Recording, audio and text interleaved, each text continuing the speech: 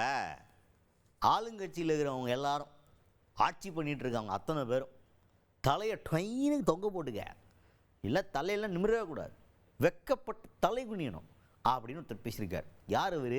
பாமக தலைவர் அன்புமணி ராமதாஸ் அவர்கள். அவர் தான் இப்போ டிஎம்கே கவர்மெண்ட்டில் வேலை போட்டு கொடுத்ததில் ஒரு பெரிய ஊழல் நடந்திருக்கிறதா ஒரு குற்றச்சாட்டு இருக்குன்னு சொல்லிட்டு அமலாக்கத்துறை ஒரு அறிக்கையை ரெடி பண்ணி அதுக்காக விசாரணை நடத்தணும்னு சொல்லிட்டு தமிழ்நாடு போலீஸ்கிட்ட கொடுத்துக்கிறாங்க. அந்த பேப்பரு அப்படியே வெளில லீக் ஆகிடுச்சு.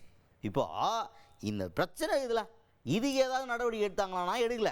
ஆனால் இந்த பேப்பர் லீக் ஆனது இருக்குல்ல, அது எப்படி லீக் ஆச்சு, அதை விசாரணை பண்ணணும் அப்படின்னு சொல்லிட்டு அதுக்கு விசாரணை ஆரம்பிச்சிருக்கிறாங்களாம். இது எவ்வளோ பெரிய கேவலம் தெரியுமா அப்படின்னு நாங்கள் சொல்ல அன்புமணி ராமதாஸ் அவர்கள் சொல்லியிருக்கார். நகராட்சி துறையில் 888 கோடி ரூபாய்க்கு ஊழல் நடைபெற்றது என்று அமலாக்கத்துறை 232 பக்கம் அறிக்கையை தமிழக காவல்துறைக்கு அனுப்பியிருக்கிறார்கள். கொடுத்து இதில் விசாரியுங்கள் என்று சொல்லியிருக்கின்றார்கள். அதில் அண்ணா யூனிவர்சிட்டி அந்த ஆட்கள் தேர்வு செய்த நேரத்தில் ஒவ்வொரு நபருக்கும் பொறியாளர்களுக்கு 25 லட்சம் ரூபாயிலிருந்து 35 லட்சம் ரூபாய் ஒரு வேலைக்கு, கிட்டத்தட்ட 2500 வேலைக்கு 888 கோடி ரூபாய் வந்ததாக, அந்த பணம் ஹவாலா மூலமாக வெளி மாநிலங்களுக்கு வெளிநாடுகளுக்கும் சென்றதாக தகவலை 232 பக்கம் அறிக்கையாக அமலாக்கத்துறை தமிழ்நாடு காவல்துறைக்கு கொடுத்தது. இன்னைக்கு வரைக்கும் அதில் எந்த நடவடிக்கை தமிழ்நாடு அரசு எடுக்கலை.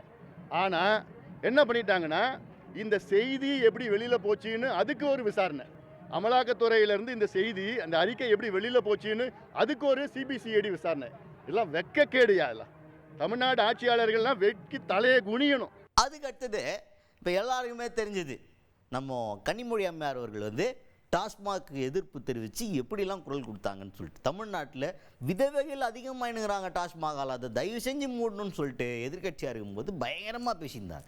ஆனால் ஆளுங்கட்சி ஆனதுக்கப்புறமா சத்தமே இல்லையே என்ன அப்படின்னு எல்லாருக்கும் டவுட் இருக்கும். அந்த டவுட் அன்புமணி ராமதாஸ் அவர்கள்கிட்ட முன் வச்சாங்க. என்ன சார் அந்த மாதிரி சவுண்டு விட்டாங்க, ஆனால் இப்போ பாருங்க குறைக்கிறத பற்றி பேசலை, மூடுறதை பற்றி பேசலை, இன்னும் சொல்ல போனால் வாயை திறக்க மாட்டாங்களே அப்படின்ற மாதிரி ஒரு கேள்வி கேட்குறாங்க.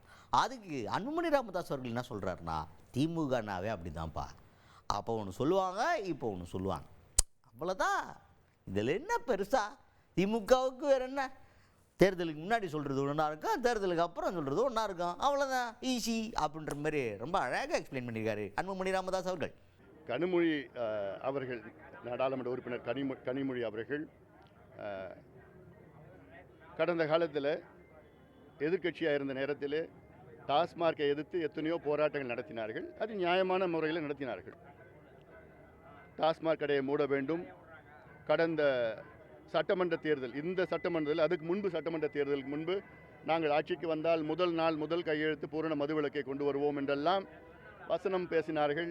அவர் மட்டுமில்லை, அவருடைய சகோதரர் அப்போ எதிர்க்கட்சி தலைவர் ஸ்டாலின் அவர்களும் இதே வசனம்தான் பேசினார்கள். ஆனால் ஆட்சிக்கு வந்து இதை பற்றி ஒரு வார்த்தை கூட கனிமொழி அவர்களோ வேறு யாருமே பேசவில்லை. அப்போது ஆட்சிக்கு வருவதற்கு முன்பு ஒன்று பேசுவார்கள். அதாவது நான் சொல்கிறது, திமுக ஆட்சி வருவதற்கு முன்பு 505 வாக்குறுதியில் கொடுத்தார்கள், நாங்கள் இந்த 5 ஆண்டு காலத்தில் நிறைவேற்றுவோம் என்று. ஆனால் இதுவரை வெறும் 66 வாக்குறுதிகளை மட்டும்தான் நிறைவேற்றியிருக்கின்றார்கள். அதில் எண்ணிக்கையில் பார்த்தீங்கன்னா, இப்போ விழுக்காட்டில் பார்த்தீங்கன்னா வெறும் 13% தான். அப்போது வெறும் 13% அவங்களுடைய வாக்குறுதிகளை முழுமையாக நிறைவேற்றியிருக்கின்ற திமுகவுக்கு மக்கள் நிச்சயமாக மீண்டும் வாய்ப்பு கொடுக்க போகிறது கிடையாது.